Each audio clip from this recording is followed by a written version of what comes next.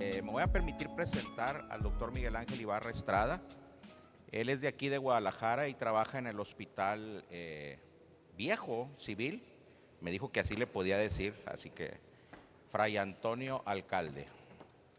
Y él pues tiene una tarea difícil, yo creo. Vamos a ver cómo nos va. Porque él va a proponer que hay usos para la ventilación de liberación de presión de las vías aéreas, APRV. Y bueno, escuchemos al doctor Ibarra. Que no están publicadas todavía, pero ya están aceptadas. Es muy lenta esta revista, pero es una discusión no muy extensa, pero sí refleja que el entendimiento y la interpretación que se le dio a nuestro estudio fue un poco exagerada hacia el lado negativo, lo cual pues no debe ser así. APRV ya va a cumplir este año 35 años que se describió por primera vez, cuando en el 87 Dr. Downs, la doctora Stock, describieron esta válvula nueva que dejaba respirar al paciente sobre una presión en CPAP y dejaba que el paciente metiera y sacara aire. Ha evolucionado bastante, sobre todo porque no se ha descrito de forma homogénea qué es APRV hasta hace pocos años. De hecho, nuestro estudio desencadenó varias publicaciones nuevas, revisiones, donde se describe cada vez mejor, ahora sí, cómo es que se debe usar APRV. Esta es la primera publicación en la que, digamos, es la clásica, la más completa, donde el doctor Habashi, después de los doctores Stock y Adams, él retomó, él es el líder mundial de la descripción de APRV como tal en todas sus formas. Esta fue la primera vez que lo describió en 2005. Digamos que aquí viene toda la receta completa. Por primera vez alguien dijo, esto se debe hacer así se hace en neonatos, en el adulto con obstrucción, con restricción, con enfermedad intersticial pulmonar, etcétera. Sin embargo, faltaron varios detallitos. Y la literatura está llena de estos reportes pequeños o sobre todo en modelos animales, reportes experimentales. Desafortunadamente, el doctor y su equipo, el doctor Habashi, trabajan en un centro de trauma en Baltimore y ellos no los dejan hacer ensayos clínicos en humanos. Tiene su laboratorio y pues hace ahí sus experimentos en ratitas, en cerdos. Entonces, ellos publican mucho este tipo de reportes, una respuesta bastante buena aparentemente a nivel micro y macroscópico cuando se compara los modelos ventilados con ventilación protectora y con APRV. Entonces uno ve esas imágenes y pues se antoja, ¿no? Yo cuando era residente decía, bueno, si de verdad de ese modo hace esto, pues hay que intentarlo con los pacientes, ¿no? El problema es que no hay ensayos clínicos. ¿En qué se basa APRV? Y sobre todo su nuevo título que tiene, que se llama TCAF. APRV se basa en el análisis de la mecánica pulmonar en tiempo real, continuo, basándose en la angulación de la caída de velocidad del flujo expiratorio. Mientras esta angulación,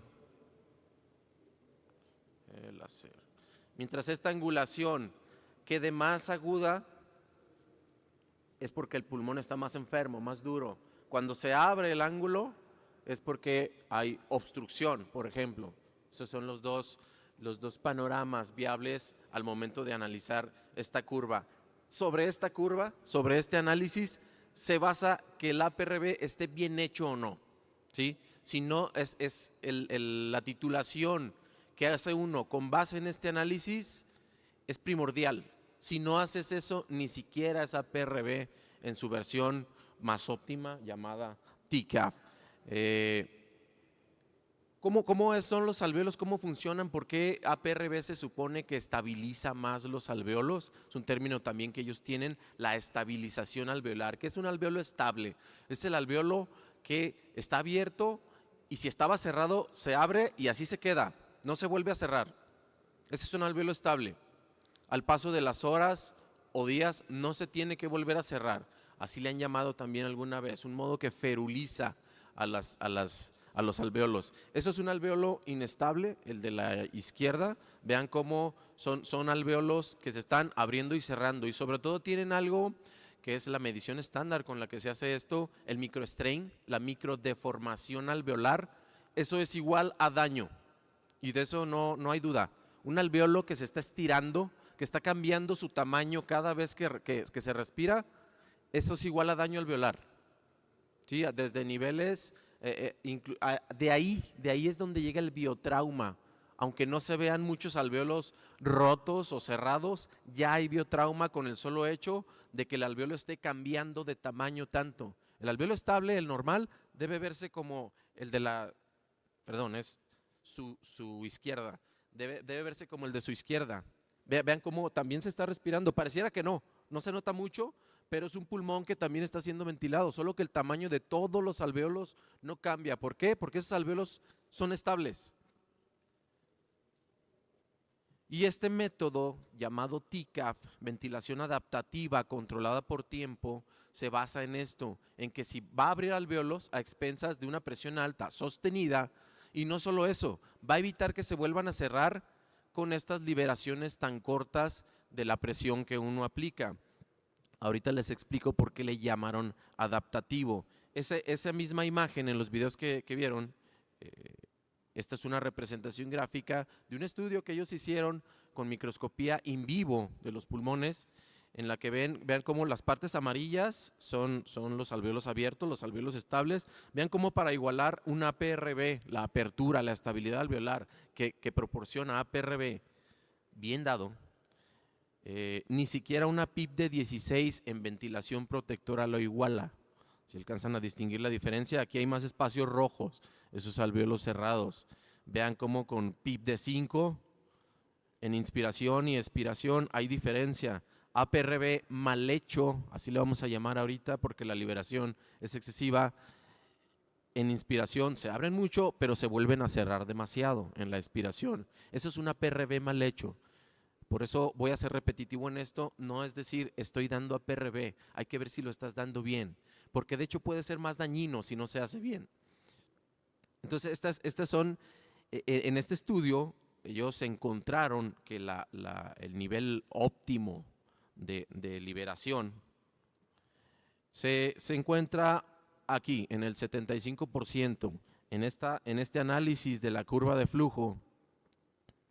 Si este es el pico, el 100% del flujo inicial, no debes dejar que se libere más del 25%. Se debe quedar en el 75%. Si dejas que se libere más, se va a empezar a ver más de esto, más cierre alveolar en la expiración. Eso resultó en este estudio. Vean cómo midieron directamente el tamaño de los alvéolos. Eso es microscopía en vivo con el que se confirma que hay microdeformación. Eso es el strain. El llamado strain es eso, es deformar el alvéolo. Hay menos deformación cuando la liberación queda en un 75%.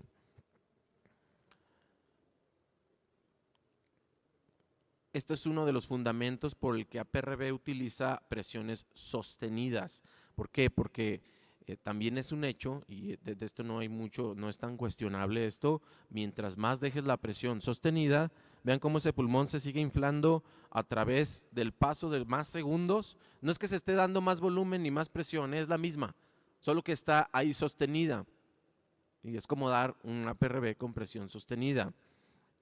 No es que de repente vaya a tronar el pulmón, no. Es la misma presión, solo que se le está dando más tiempo. ¿Por qué? Porque APRB, en teoría, utiliza pues estas ventajas de la ventilación alternativa entre los alvéolos, estas conexiones, los poros de Kohn principalmente, en el que de un alvéolo que está sobredistendido puede pasarle volumen a su alvéolo vecino y que también se queda abierto, ¿no?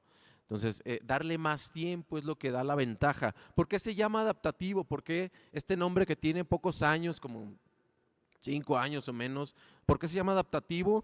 Porque aquí se hace al revés. Lo que controlamos con APRB es la driving pressure. Si recuerdan, driving pressure, distensibilidad, volumen corriente, van en la misma fórmula. Depende cuál despejes de la fórmula. Normalmente, ¿qué hacemos? Calculamos distensibilidad basados en volumen corriente y la driving pressure, ¿no? Aquí es al revés. Nosotros vamos a controlar la driving pressure con un autopip controlado, con APRB, con la liberación que hagamos, y vamos a adaptar al paso del tiempo el volumen corriente, vamos a adaptarlo a la distensibilidad cambiante.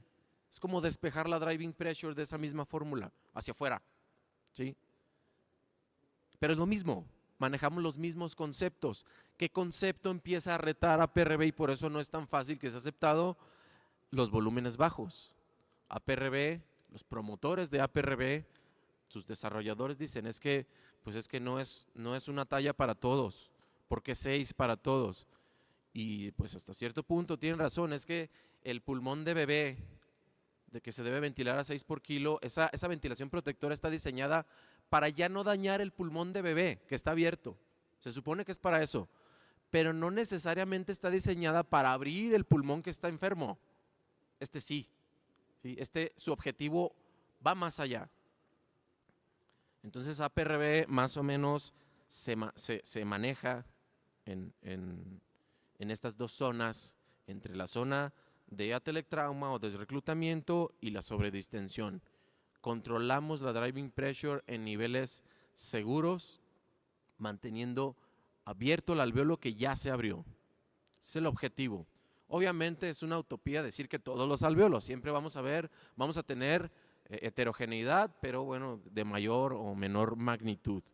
Les decía que el doctor Habashi no puede hacer ensayos clínicos en humanos, entonces este es el ensayo clínico, prácticamente el único ensayo clínico antes del nuestro en humanos, relativamente pues grande, una muestra aceptable, más de 130 pacientes, con llamar la atención que ellos no usaron TCAF, no usaron un modo adaptativo por tiempo, porque dejaban que se liberara hasta un 50% del volumen. Entonces, ellos encontraron, lograron ser publicados en Intensive Care Medicine, a pesar de que encontraron unos desenlaces extremadamente buenos, casi, es más, nada en medicina crítica en el paciente ventilado ha logrado hacer algo parecido, bajar los 17 días libres de ventilación más en comparación al grupo control. La mitad o menos de la mitad de traqueostomías en APRB, menos duración de estancia, menos uso de bloqueo neuromuscular, esto también que es bastante cuestionable. Aparentemente tuvieron que pronar a una quinta parte en comparación a los del grupo convencional, es decir, APRB como magia, ¿no? Mejoró todo, incluso no tuviste que pronar pacientes, cuando eso es un área pues que tampoco se puede cuestionar. Al final se encontró y se analizó por otros autores que sus grupos estuvieron muy desbalanceados, ¿sí? Se favoreció mucho usar APRB a los pacientes que más fácil iban a responder prácticamente cualquier maniobra ventilatoria. Entonces, por eso es que no está tan aceptado, a pesar de esto que es un ensayo clínico aleatorizado, ¿sí? Y bueno, a recordarles que la curva Kaplan-Meier, así a grandes rasgos, cuando ven una curva de Kaplan-Meier, es una visualización un tanto exagerada de los resultados. A los autores, cuando publicamos algo, nos gusta, si nos dejan los editores, meter una Kaplan-Meier para que se note más la diferencia que aparentemente hay ahí. A veces no nos dejan.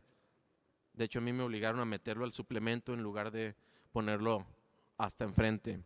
Entonces lo hicimos en este hospital. Nuestro hospital es bastante grande, tenemos un flujo alto de pacientes de enfermedad respiratoria severa, y lo empezamos desde el 2017, unos meses antes de este que publicaron, son chinos, el doctor Shou, de Intensive Care Medicine.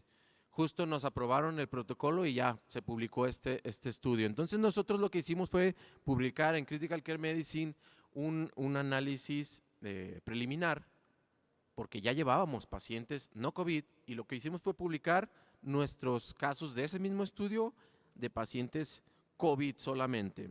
Tenemos una experiencia pues casi de una década con este uso de APRB y hemos seguido su evolución.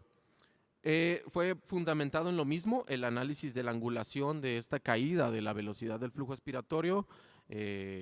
Tú tienes que ajustar el tiempo, si la angulación se hace más aguda, si tienes aquí medio segundo y con eso se queda en 75%, está bien, pero si el paciente empeora, se vuelve más aguda la caída de velocidad y tienes que acortar más el tiempo, porque si no la liberación va a ser demasiada con los mismos 0.5 segundos que tenías. Es dinámico, es la variable más sensible de APRB. Entonces, en nuestro protocolo dijimos 50 a 75% de liberación, que es como se describía desde hacía casi 20 años. ¿Sí? Al final, Habashi, que fue uno de los revisores de este estudio, antes de que no lo aceptaran, dijo, es que eso no, tú no puedes decir que es APRB TCAP porque dijiste que la liberación debe estar entre 50 y 75 y TCAP solo es 75, así que no lo hiciste bien. Eso es lo que nos dijeron. ¿Sí? Sin embargo, si recuerdan, el estudio de Show lo hizo en 50, entonces ese es peor que el de nosotros, aparentemente, ¿no? Por eso nos dijeron que el de nosotros es TCAP-like, porque fuimos muy permisivos a la hora de decidir cuánto se debe liberar. Al final incluimos 90 pacientes, 45 en cada grupo. Con nosotros sí fue totalmente, absolutamente balanceado la severidad de los pacientes. Se fijan más o menos un PF pues bastante severo, y esto ya con una PIP clínica, es decir, ya después del paciente haber sido ventilado a rangos clínicos por lo menos 12 horas y que de hecho promediaban 14 de PIP. 14 de PIP en el primer día de ventilación, aún con Kirby de 150, dense una idea de más o menos cómo está el panorama, el pronóstico de esos pacientes, su severidad. Total que quedó muy balanceado. Estos fueron nuestros parámetros principales que se usaron en el estudio. Aquí viene pues la crítica fuerte. Esto es lo que tiene varios términos, tiene varios sinónimos, la liberación, pero terminación de flujo expiratorio, el EFT le vamos a llamar.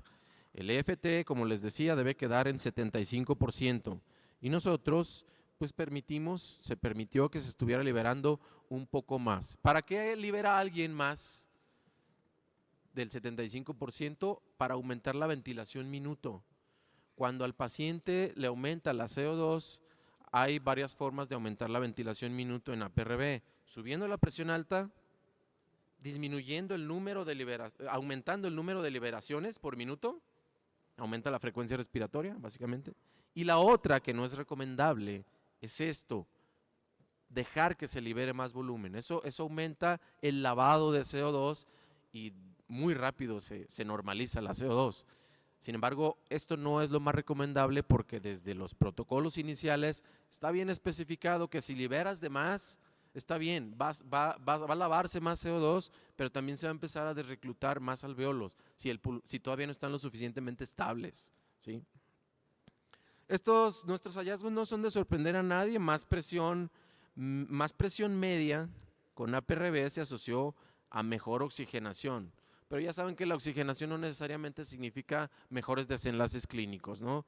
Esto no le sorprende a nadie. También tuvimos mejor distensibilidad estática a partir de los 3 días, pero sí, por esta liberación que hicimos de más, pues hubo también más volumen corriente. Entonces, ya eso se consideró una ventilación no protectora.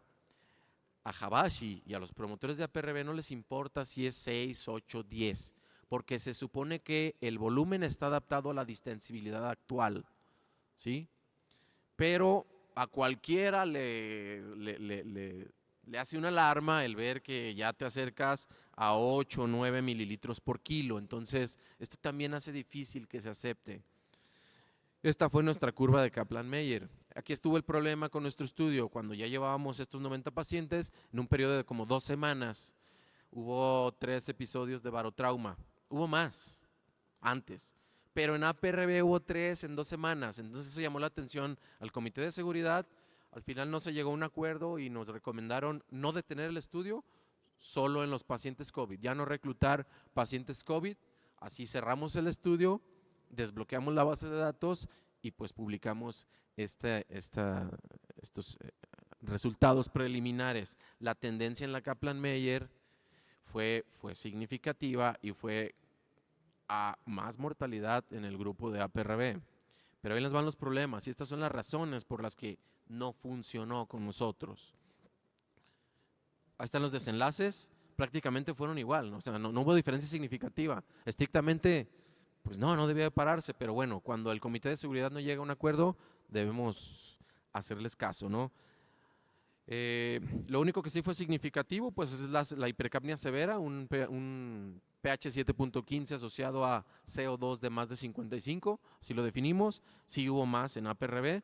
El problema es que también hubo más hipocapnias, y eso no lo habíamos planeado de forma prospectiva medirlo o reportarlo, pero con APRB es tan sensible esta variable de la liberación que dejas que puede haber una diferencia abismal entre 0.1 segundo que dejes extra, ¿sí? O se retiene de más o se libera de más CO2. Y la razón fue esta, la mortalidad fue muy alta. Desde el primer pico nos cayó unas cepas ahí de Acinetobacter y de Klebsiella, neumonía, y estuvo matando a los pacientes. La sepsis estuvo matando a los pacientes. Si se fijan aquí, choque refractario, la gran mayoría, esa fue su causa de muerte. No hipoxemia refractaria. Pero bueno, por lo menos nuestro consuelo es que más o menos al momento estaba igualando el reporte del doctor Ñamendiz, donde reportaba una mortalidad nacional del 73%. Esto era, sobre todo fue el primer pico. Pocos pacientes, les digo, murieron de hipoxemia refractaria, y pues esto es a tener en cuenta que muchos les gusta ignorar. Esto no estuvo diseñado para saber si se morían más o menos, era para medir días libres de ventilación mecánica. Cualquier resultado, con base al tamaño de muestra que tuvimos, y sobre todo que se tuvo que detener el estudio, cualquier resultado de mortalidad, así fuera favorable o negativo, es solo generador de hipótesis, no es una conclusión sólida lo que se diga de la mortalidad, ¿sí? Entonces, con base a este estudio no dice que deba dejar de utilizarse, ¿sí? Me voy más rápido. Nos dijeron esto, dejaste liberar de más. Esto es lo que pasa, vean este volumen con esta liberación, más o menos al 70%, 500 de volumen. Si lo dejan poquito más largo, 1040 de volumen, así de dramática es la diferencia. Por eso hay que tener mucho cuidado con esta variable. Esta fue la editorial de Habashi que nos dejó. Dice, es que típicamente el tiempo alto es de 1 a 2 segundos.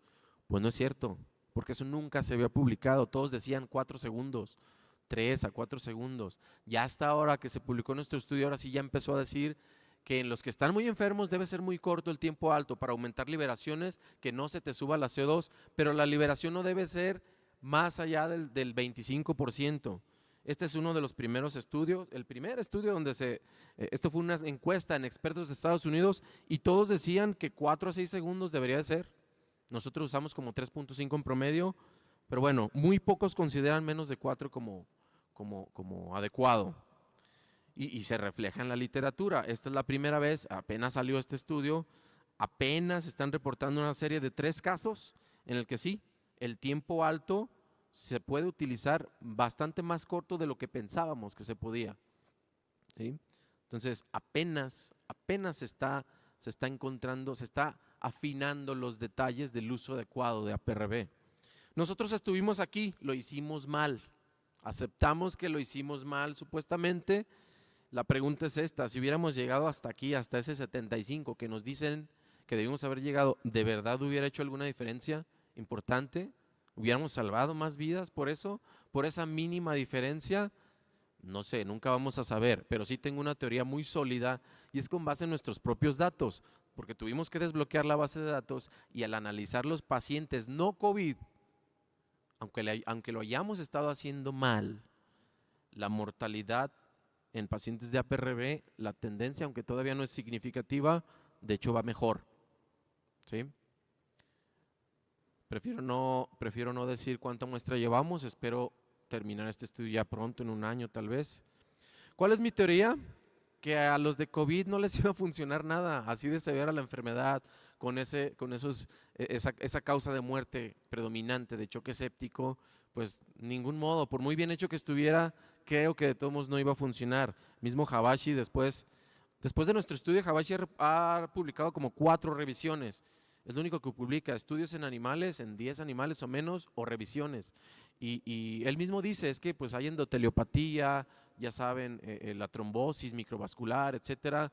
probablemente ninguna apertura pulmonar iba a ayudar, por muy bien hecha que estuviera, ¿sí? Esa es mi teoría, a ver qué sale al final. Una de las conclusiones es que no es justo rechazarlo si no lo conocemos bien. Imagínense que una farmacéutica saca la cura para un cáncer y les dice, esta es la dosis. Y luego lo empiezan a usar todos en el mundo, pero a la mitad de la dosis o con un horario de dosis que no es. Y luego dicen todos, pues no funciona. Sí, pero es que no lo estás usando como te dije. Yo lo inventé. ¿Por qué no lo haces como yo te dije? Eso está pasando con APRB. No se está reproduciendo como se supone que debe ser. ¿Sí? Mi visión es neutral. Estaba a favor al principio. Con COVID ya mi visión es cada vez más neutral. Esperemos a ver qué sale. No es para desecharse solo por esto. Hay que educarse. Y hay pocos lugares donde se puede encontrar un entrenamiento adecuado. Estas son unas de las opciones, unas páginas donde pueden encontrar mucha información. Y bueno, ya para terminar, me encontré una de estas personalidades de Twitter que piensan que saben todo porque leen muchos abstracts de artículos. Dice, no lo usen porque no sirve, porque más muerte, etcétera, ¿no? Espero que les llame la atención aquí esto. Si esto es el 100%, aquí están dejando liberar como el 60%. Pues claro, por favor no lo usen. Si van a hacer eso, por favor no lo usen. Eso sí es más daño alveolar. Eso es microdeformación alveolar. Eso ya está bien identificado. Marini y Gattinoni empezaron a utilizar recientemente el Billy Vortex. Abrir alveolos y no dejarlos abiertos. Permitir que se vuelvan a cerrar. Es un vórtice de Billy, de daño asociado al ventilador. Pues con APRB, lo que les decía, no es la ventilación protectora que cuida al pulmón de bebé. Su objetivo va más allá, es abrir el que está cerrado de forma más activa. Este personaje que les platico, pues si conociera su propio ventilador, se hubiera dado cuenta que ese modelo que tiene esto que se llama auto-release, y ahí nada más le pones el 75 y ya no te preocupas por el tiempo de liberación. Le dejas en 75% y solo el ventilador va ajustando el tiempo que necesita. Entonces, esta es una de las medidas que vamos a seguir a futuro para nuestro estudio. Seguimos reclutando pacientes no COVID, ya hay 2 centros más. Les digo, esperamos terminar pronto. Esto ya está prohibido, menos de 75% está prohibido y esto nos va a ayudar mucho, está auto-release. Y así es como se debe ver uno que sí funciona. Este es uno que manejé hace poco. Así se debe ver. Es muy evidente la diferencia entre uno que está mal hecho y uno que no. Muchas gracias.